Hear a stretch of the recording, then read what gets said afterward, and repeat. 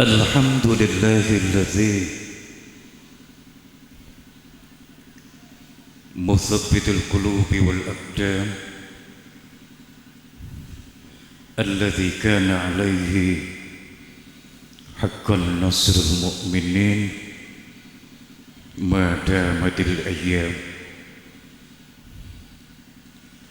أشهد أن لا إله إلا الله وحده لا شريك له وأشهد أن محمدًا عبده ورسوله الذي لا نبي بعده.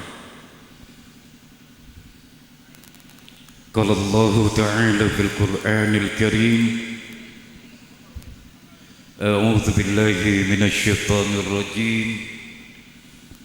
يا أيها الذين آمنوا قوا أنفسكم وأهليكم نارا.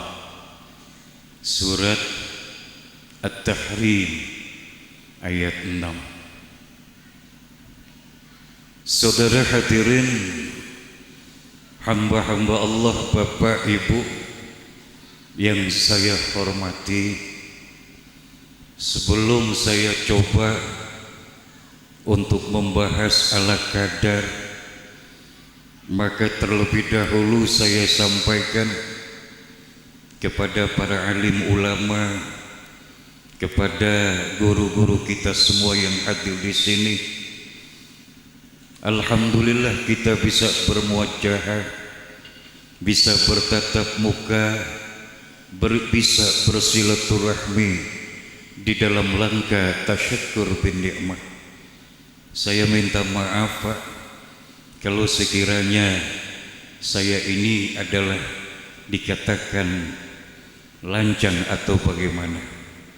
Yang kemudian harapan saya tiada lain adalah mudah-mudahan adik kita yang besok hari akan melaksanakan al-khitan, mudah-mudahan menjadi anak yang soleh, menjadi anak yang dapat dibanggakan baik bagi agama maupun bagi bangsa. Amin ya rabbal alamin. Saudara hadirin, kalau kita coba baca Al-Quran, maka di dalam Al-Quran itu kita akan temukan, kita akan dapati ada beberapa ayat yang berkaitan dengan posisi anak. Jadi di dalam Al-Quran, kalau Bapak Ibu adik-adik membaca Al-Quran, maka nanti kita akan temukan ada 4 posisi anak yang Allah jelaskan dari dalam Al-Quran. Apa-apa saja. Yang pertama, Al-Quran menjelaskan, yang kemudian memberikan kriteria bahwa anak diposisikan sebagai pertama adalah dikatakan sebagai penyejuk. Satu. Yang kedua, kalau kita coba baca Al-Quran, maka di sana pun kita akan temukan, kita akan dapati bahwa anak yang kedua ini, posisi yang kedua ini adalah bahwa anak itu dikatakan sebagai perhiasan dunia. Betul Pak? Kedua. Yang ketiga, kalau kita baca Al-Quran, maka di sana kita akan temukan, di sana kita akan dapati bahwa anak diposisikan oleh Allah di dalam Al-Quran itu sebagai fitnatun. Betul Pak? Dan yang keempat, Kalau kita membaca Al-Quran yang berkaitan dengan persoalan anak, maka di sana anak diposisikan oleh Allah di dalam Al-Quran sebagai aduan, musuh.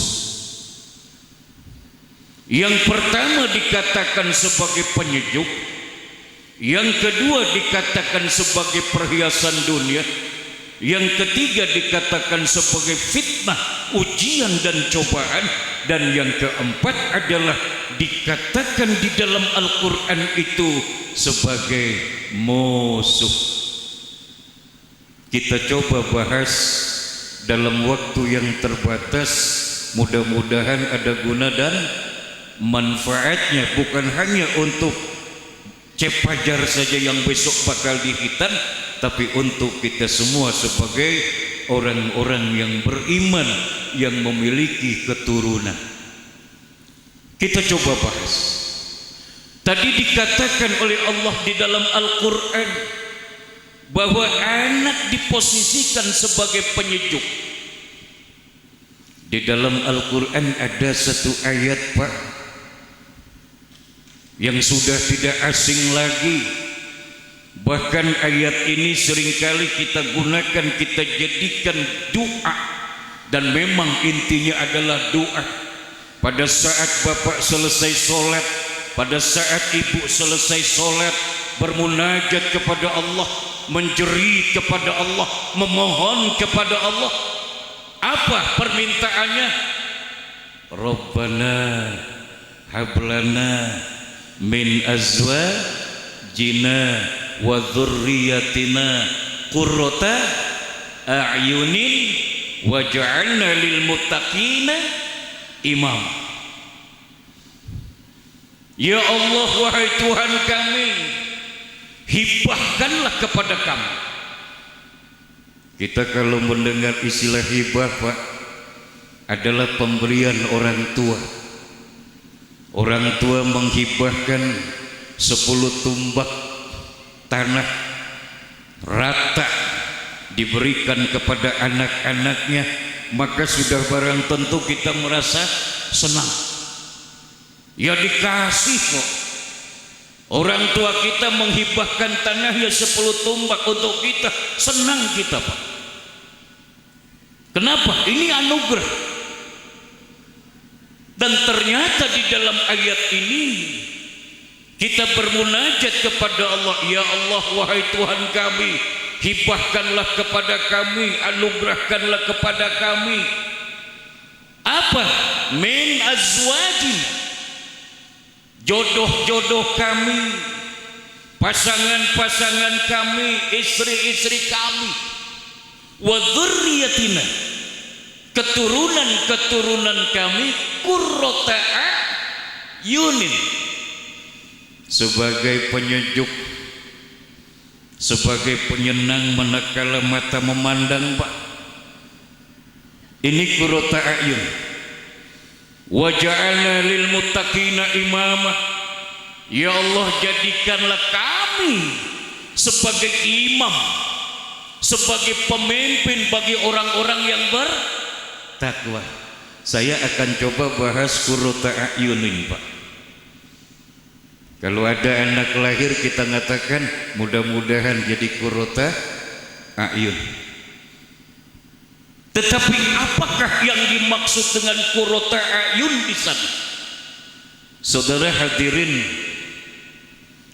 ada beberapa keterangan bahwa yang dimaksud dengan qurrata a'yunin itu adalah yang pertama, anak-anak yang saleh.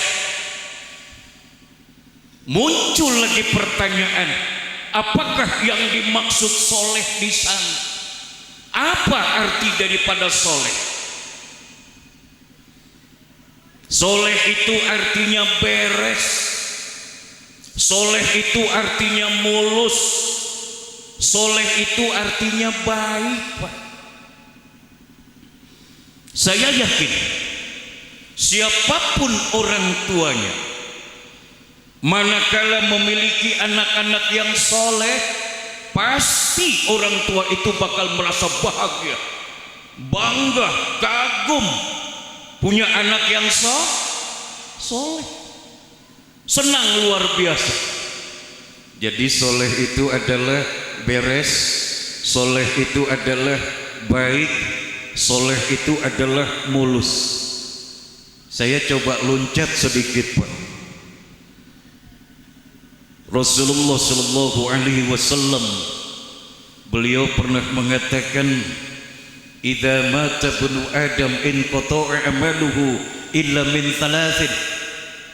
Manakala anak cucu Adam wafat, apabila anak cucu Adam itu meninggal, atas in qata'a amaluhu, dia tidak bisa berbuat apa-apa. Jangankan untuk melakukan kejahatan, kebaikan pun gak bisa. Kenapa? Karena sudah putus. Makanya kata Rasulullah, ada 3 yang senantiasa setia menemani daripada anak cucu Adam yang diwafatkan oleh Allah itu tadi. Apa? Yang pertama kata baginda Rasul adalah sedekatin jariyatun, sedekah. Sedekah jariyah, jariyah itu artinya ngalir. Kadang-kala kan orang suka ada Pak yang memiliki cara berpikir yang sempit. Pada suatu ketika ada bapak-bapak atau ada ibu-ibu yang datang melihat ada masjid yang tengah dibangun. Si bapak datang hendak menjariakan paku Pak. Si ibu datang hendak menjariakan paku. Bapak ibu datang ke masjid yang sedang dibangun itu tadi membawa paku. Bu, Pak, lu kenapa kok paku? Kenapa enggak yang lain? Wahai, saya enggak mau mengeluarkan sedekah kaca. Lu kenapa enggak mau, Bu? Sebab sifat daripada kaca itu mudah pepes, mudah pecah. Jadi kalau sudah pecah, putus jadiannya. Tuh, hiji. Lo kenapa kau bapak? Paku juga, si ibu paku, bapak paku. Saya nggak mau mengeluarkan infak sedekah genteng. Lo kenapa? Karena sifat genteng itu sama dengan kaca, gampang pepes, gampang pecah. Ini saja saya sedekah paku, hari paku mah napel salilana. Nah ini Pak. Jadi yang dikatakan sedekah itu bukan materinya, tapi ganjaran pahala yang gak pernah putus. Walaupun ditakdirkan kacanya itu pecah, walaupun ditakdirkan gentengnya itu pecah, tapi sedekah yang sudah kita keluarkan itu selamanya bakal mengalir. Tidak ada hambatan Pak, asalkan jangan kita batalkan sedekah kita bil manni wal adha. Apalagi kalau orang ngasih sedekah tapi bari nyeri. Nih saya Pak, ada rezeki buat kamu, cik atuh sing balik hirup teh ngasih ngan saukur 20.000 tapi nyeri hatena. Yuk pada ikhwat ini, jangan kita batalkan bil manni wal adha. Wala tubtilu shadaqatikum bil manni wal adha dalam surat Al-Baqarah. Nah saudara hadirin, jadi kalau bapak ibu mau sedekah sekarang, kalau mau infak sekarang, jangan nunggu mati. Ya, sebab kalau sudah mati nggak bisa berbuat apa-apa lagi. Jangankan melakukan kejahatan, kebaikan pun nggak bisa kok. Dari sekarang, kalau bapak mau mengaji dari sekarang, mumpung masih hidup. Kalau bapak mau sholat tahajud dari sekarang, jangan nunggu mati. Kalau bapak mau silaturahmi dari sekarang, Supaya apa? Supaya hidup kita bermanfaat. Kita yang hadir ini calon-calon mati kok. Ya, calon-calon mati kita. Setiap bilangan jumlah umur bertambah, itu pada hakikatnya jatah hidup kita berkurang. Tapi sok ayawe kekehnya umat Islam sok pipiluan, sok tuturut munding. Nah tuturut munding teh sok nguping panjang umurnya. Nguping teh naon itu teh acara naon? Pak Ustadz, saya mah nggak niup lilin kok, saya mah syukuran kan gitu. Dia mau nipu Allah dengan mengatakan, Pak Ustadz ini bukan ulang tahun, ini adalah syukuran anak saya lahir sekarang sudah 1 tahun umurnya. Lo kenapa kok diulang tahunkan? Kenapa kok dilupakan, dinafikan bahasa-bahasa ulang tahun, dirubah dengan bahasa syukur? Apakah bisa merubah daripada tujuan? Tidak. Dari mana ulang tahun teh Pak? Islam pernah ngajarin ulang tahun? Dulu ya dongeng, ya mah dongeng lah. Ada aki-aki umur 70 tahun, lilinnya harus 70. Umur 70 kedah niup lilin 70,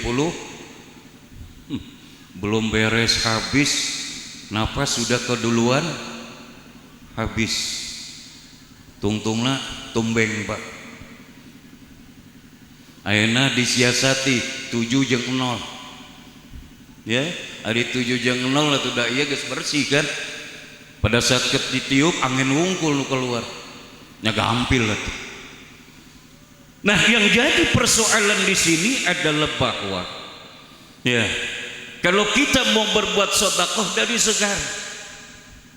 Yang kedua, kata Rasulullah sallallahu alaihi wasallam, apabila anak cucu Adam sudah wafat, maka yang kedua adalah aw ilmin yuntafa'u bi, ilmu yang bermanfaat.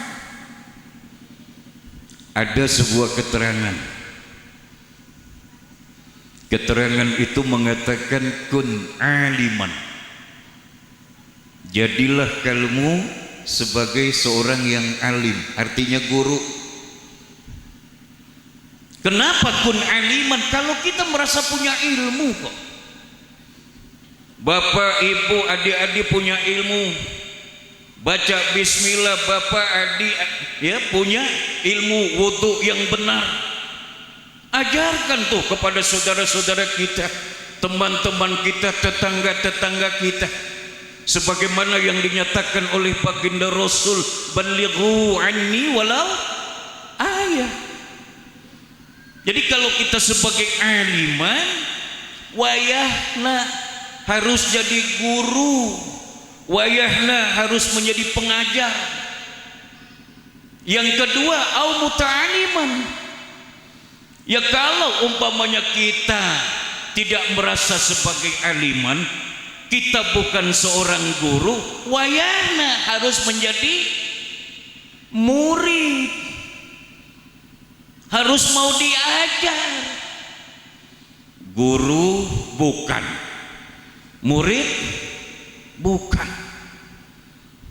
Au mustami'an, yang ketiga, jadilah pendengar. Ya, jadi mustami'. Makanya kalau jadi mustami' itu harus jadi dukun Pak. Maksudnya adalah duduk dengan tekun.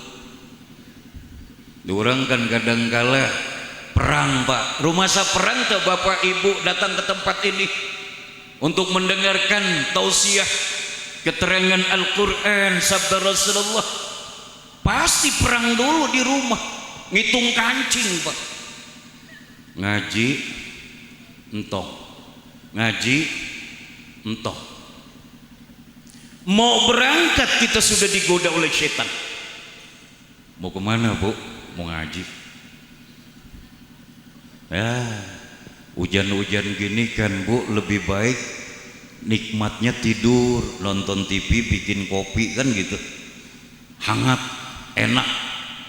Ah mau kuring mereka ngaji weh, cek si ibu. Tapi kata si setan bagaimana? Ngaji weh, silakan saja kamu. Ya, kalau memang kamu kekeh mau ngaji, sok silakan.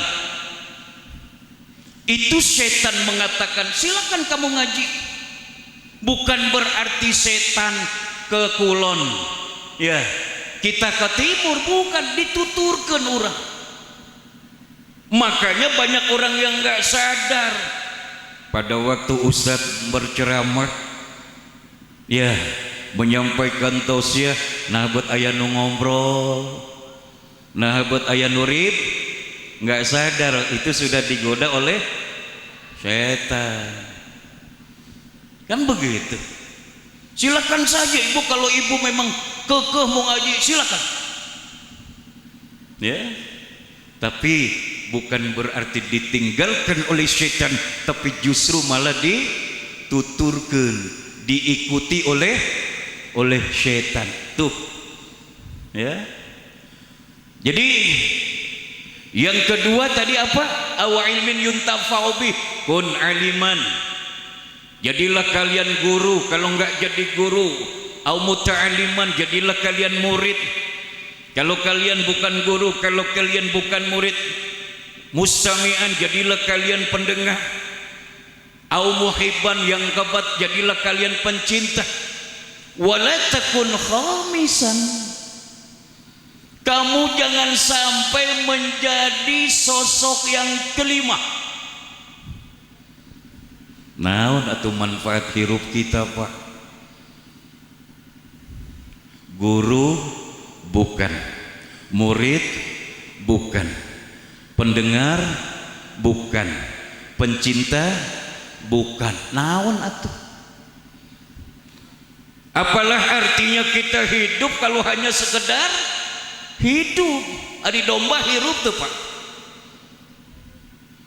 domba hirup, domba nyatu orang tuang leres ya, domba kawin orang nikah, beda tuh, ada beda gak? Domba nyatu orang makan, domba kawin orang nikah. Kalau hanya sekedar hidup, beda gak hidup kita dengan domba tadi?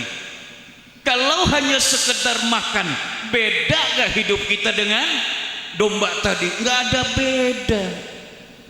Padahal manusia itu adalah diciptakan oleh Allah sebagai makhluk yang sempurna. Tah yuk para ikhwatu iman. Makanya jelas kalau kita mau memanfaatkan sesuatu yang bermanfaat, mumpung masih hidup sekarang. Yang ketiga, awaladin salihin yad'ulah, ini yang dikatakan qurrata ayun, yang memiliki ciri yang pertama adalah anak-anak yang saleh. Tadi dikatakan soleh itu artinya mulus. Tadi dikatakan soleh itu artinya beres. Soleh itu artinya baik.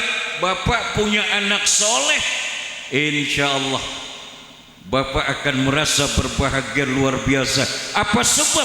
Sebab anak yang soleh nggak susah.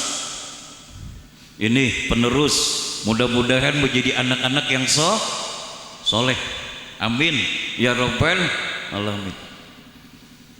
Bangun subuh nggak perlu rame di rumah. Kenapa? Ada anak yang soleh kok. Dia bangun sendiri. Saya yakin Bapak bakal merasa bangga kalau lihat anak-anak Bapak pada sujud, Pak. Bangga gak Pak? Ya, lihat anak sujud. Duh, alhamdulillah. Betapa bahagianya hidup punya anak yang soleh. Bapak akan merasa senang punya anak bisa baca Al-Quran. senang, bangga, kagum luar biasa. Bagaimana kalau bapak nggak punya anak yang soleh? Senang pak? Setiap ada keributan, was-was, was-was. Ini resah, gelisah. Jangan-jangan anak saya. Tuh. Kenapa? Karena seringkali berurus gelut tea, anu tea, segala tea. Ya, kenapa? Karena jauh daripada kesolehan.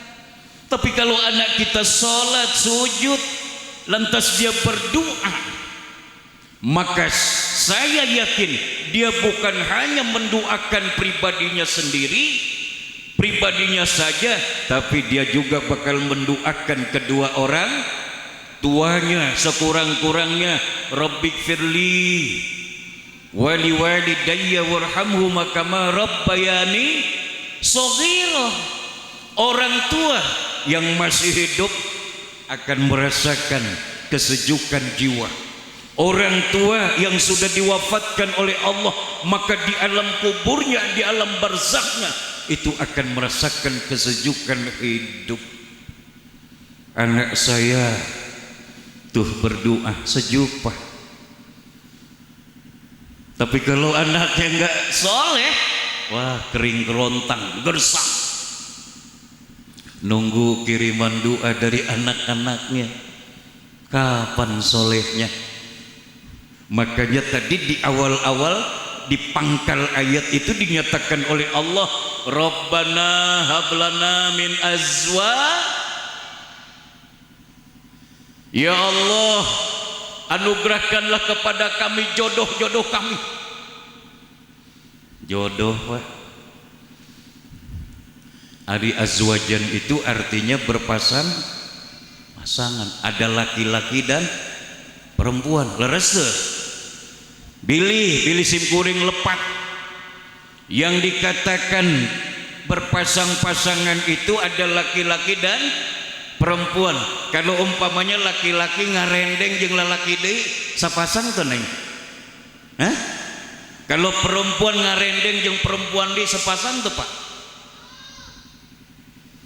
Ya, ini banyak yang berteriak supaya diizinkan, diberi restu. Ya, ini pak. Maka oleh karena itu dari pasangan ini punya cita-cita enggak untuk mengarahkan, untuk menjadikan, membimbing anaknya supaya menjadi anak-anak yang soleh. Min azwajina. Pantas kalau baginda Rasul, beliau mengatakan ada beberapa kriteria orang itu menikah. Loncat dikit pak uyusnya. Yang pertama, ya, li jamaliha. Tidak mustahil ada orang yang menikah tujuannya karena kecantikan. Pertanyaannya, apakah Islam melarang neng? Enggak.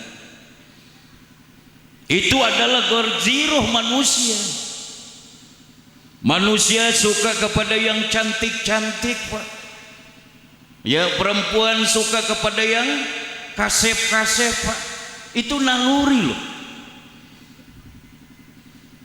Yang kemudian ya, bahwa lihat ada orang yang menikah ya barangkali karena faktor harta. Dulu kita suka dengar pak, ya ada orang yang menikah, oh iya mah tuh dah non gajah jeung gajah gitu. Iya mah tuh dah lain jalma sagawaya ieu teh nu nikah teh nu ieu beunghar ya, kemudian calon prianya pun beunghar. Pertanyaannya, apakah Islam melarang? Enggak, silakan. Yang ketiga, wali hasabiha. Ya barangkali ada orang yang menikah karena faktor keturunan Raden Ningrat, keturunan pejabat, keturunan berpangkat. Silakan, Islam gak larang kok. Yang keempat, walidiniha. Atau ada juga orang yang menikah itu karena faktor agama.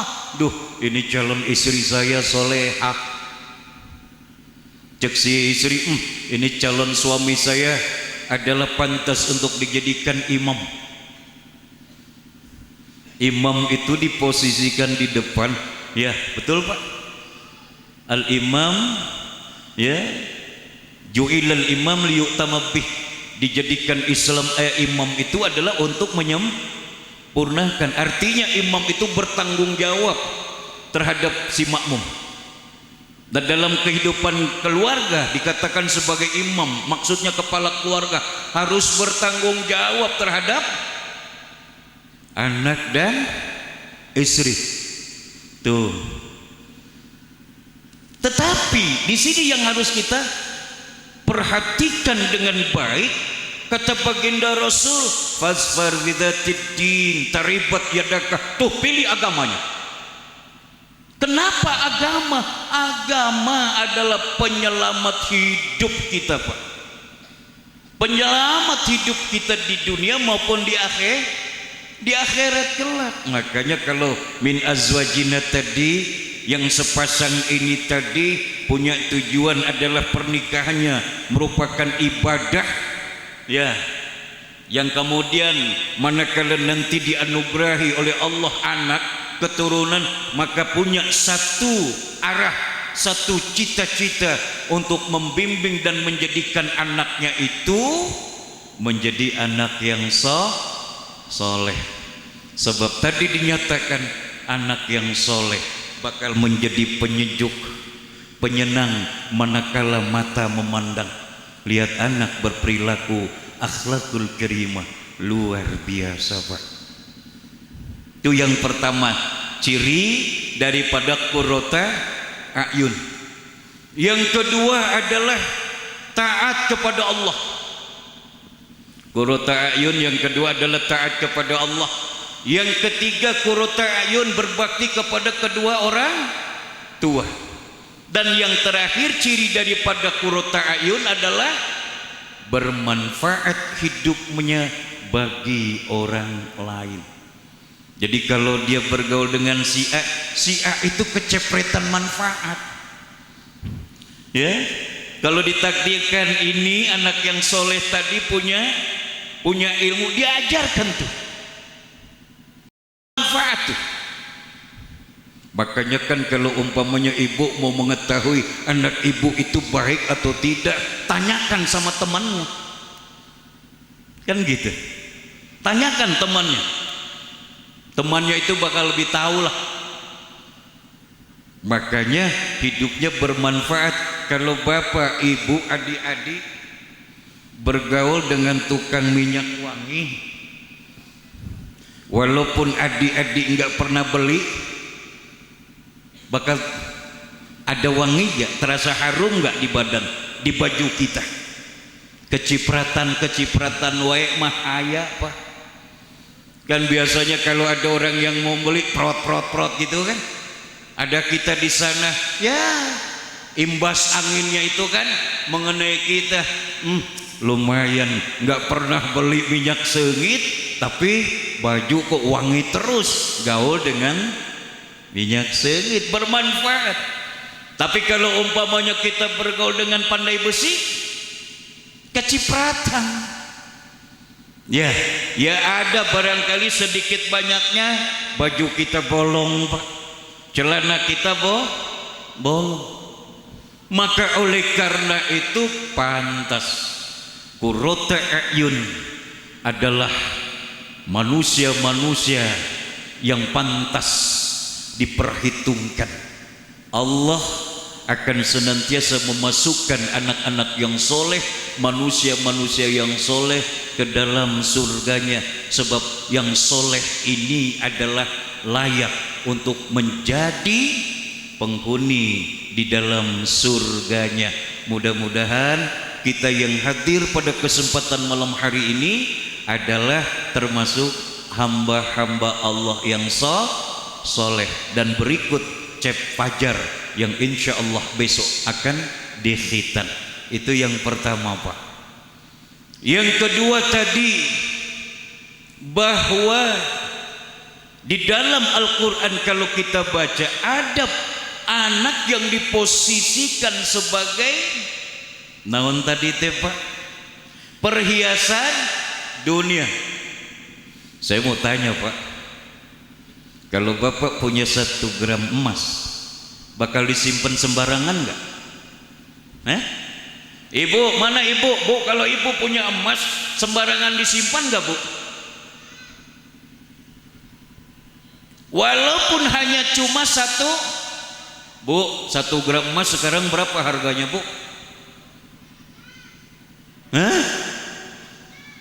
600 ya? 1 gram emas sekarang harganya 600.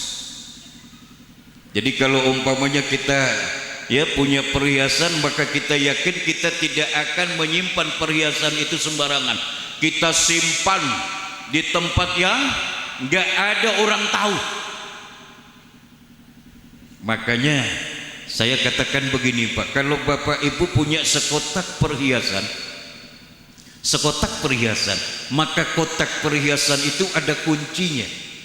Kita kunci 1 kali. Lantas kotak perhiasan itu kita masukkan ke dalam laci lemari. Ada kuncinya Pak? Ada. Cetrek 2 kali. Ari lemari aya pantoan, aya kunci 3 kali. Biasanya lemari pakaian itu disimpan di mana? Di kamar. Ari kamar ada pintu, ada kuncinya. Kita kunci 4 kali. Bapak Ibu ada yang mau ke pasar, ada yang mau ke pasir, ada yang mau ke Serang, ya, ada yang mau ke kebun, ke kantor dan lain sebagainya. Melewati pintu rumah ada kuncinya, ada 5. Baru melewati pintu rumah ternyata ada pintu ada kunci 6. Kenapa hal ini saya jelaskan? Ini menunjukkan bahwa anak itu berharga, anak itu bernilai, disejajarkan dengan harta, ya, kehidupan dunia. Makanya dulu ada orang yang enggak atau belum dikarunia anak, pengen punya anak, tetapi setelah punya anak diantep hari-hari, sampai-sampai ada ustadz ya mengatakan, ini anak siapa? Datang ke madrasah ingin belajar, ini anak siapa? Ustadz nggak tahu ini anak siapa, mana bapaknya, mana ibunya, nggak tahu. Bagaimana mungkin bakal jadi anak yang soleh Bu? Kalau kita ya nggak pernah ada kaitannya dengan ustadz yang mengajar anak kita, jangan diharap bakal jadi anak yang soleh. Makanya datang temui ustadz, Pak Ustadz, saya nitip anak saya, tolong ajarkan babagan agama, tolong Pak Ustadz, mudah-mudahan anak saya menjadi anak yang soleh. Ini luar biasa ya, tetapi banyak orang nggak tahu Ustadz itu anak saha. Jadi kalau kita mau mendidik anak dari sekarang Pak, jangan sudah kumisan kakarak ditita sholat. Rasulullah mengatakan murus bis sholat idza balagha 7 sinin. Maksudnya bukan wajib sholat yang harus dilakukan oleh anak yang berumur 7 tahun, nggak wajib, cuma orang tua harus membiasakan anaknya itu ke masjid. Anak laki-laki bawa ke masjid, dampingi, gandeng, aping. Lu barudak masuk gandeng wae, kan bae ngaranna ge barudak. Lu teu pantes melamun aki-aki lu gandeng di masjid. Dia mah barudak. Kan kadang kala pintu dikunci, barudak kula dugi ka nya ke masjid gandeng. Karena atuh eta teh penerus pelanjut kita. Ya, makanya bagaimana cara kita supaya anak-anak itu enggak gandeng. Ini para ikhwatul iman. Jadi anak itu dikatakan al-malu wal banunu zinatul hayatid dunya. Itu harta dan anak adalah sebagai perhiasan dunia, harus kita jaga, harus kita pelihara, harus kita lindungi. Saya yakin Bapak nggak pernah lepas perhatiannya yang ada kaitannya dengan persoalan perut. Tapi kita harus menyadari bahwa manusia itu terdiri daripada dua unsur. Unsur yang pertama jasmani, unsur yang kedua ruhani. Kedua-duanya adalah sama-sama membutuhkan santapan. Jasmani membutuhkan makan minum, pakaian dan lain sebagainya, sedangkan rohani itu membutuhkan iman, membutuhkan wahyu.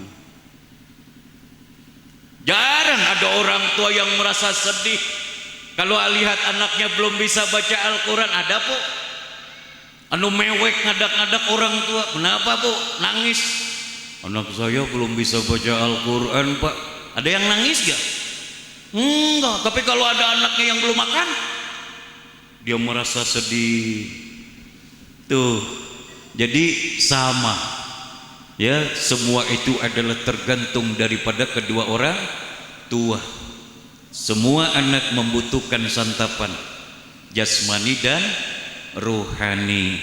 Para ikhwatul iman, yang ketiga tadi adalah sebagai fitnah, yang keempat sebagai musuh ya. Tapi saya minta maaf, saya tidak bisa melanjutkan atau menamatkan. Insya Allah Bapak bisa ya merekayasa, bisa meramu bahwa anak itu dikatakan sebagai fitnah, sebagai ujian, sebagai cobaan. Nanti kita bakal merasakan kumaha yang dimaksud dengan fitnah itu tadi, kumaha yang dimaksud dengan ujian itu tadi. Dan yang terakhir adalah anak diposisikan oleh Allah sebagai musuh. Nanti kita bakal bisa merasakan semuanya itu adalah pada dasarnya mendidik kita, menguji kita apakah kita berhasil untuk menyelamatkan anak-anak kita dari apa? Al-Quran surat At-Tahrim tadi Allah menyatakan ya ayyuhalladzina amanu qu anfusakum wa ahlikum nara. Wahai orang-orang yang beriman, jaga, pelihara, lindungi diri kamu. Jadi orang-orang tua harus terlebih dahulu melindungi diri. Kadek omongan, jangan sampai omongan yang terucap dari kedua orang tuanya ini adalah omongan-omongan maksiat, omongan-omongan yang tidak memiliki uswatun hasanah. Kadangkala di rumah tangga nongol Pak bahasa-bahasa kebun binatang. Leres? Aneh, simkuring suka menyaksikan anak-anak main bola, tapi bukan nama yang disebut. Naon tah bahasa kebon binatang. Jing, oper jing, keheula tuh jing. Ari nu main teh saha? Tah ieu kade orang-orang tua bahasa, kade orang-orang tua ulah hampang leungeun. Kade orang-orang tua jangan sampai membiarkan anaknya buta agama, sebab buta agama pada dasarnya anak-anak kita bakal sengsara hidupnya dunia dan akhirat. Jadi orang tua yang harus menjadi uswatun hasanah, ngajak ke masjid bari orang tua tara ke masjid, ditah anakna ngaji bari orang tua tara ngaji. Tuh ulah ya, wa ahlikum tuh ya, keluarga kamu selamatkan. Jangan sampai ya mah satu keluarga menjadi penghuni neraka. Kade. Maka oleh karena itu mudah-mudahan Allah senantiasa membimbing perjalanan hidup dan kehidupan kita dengan segala keridhoannya. Barangkali itulah sekelumit yang dapat saya sampaikan. Mohon maaf atas segala kekurangan. Rabbana atina fid dunya hasanah wa fil akhirati hasanah wa qina adzabannar. Aqulu qouli hadza wa astaghfirullah li wa lakum. Wassalamu alaikum warahmatullahi wabarakatuh.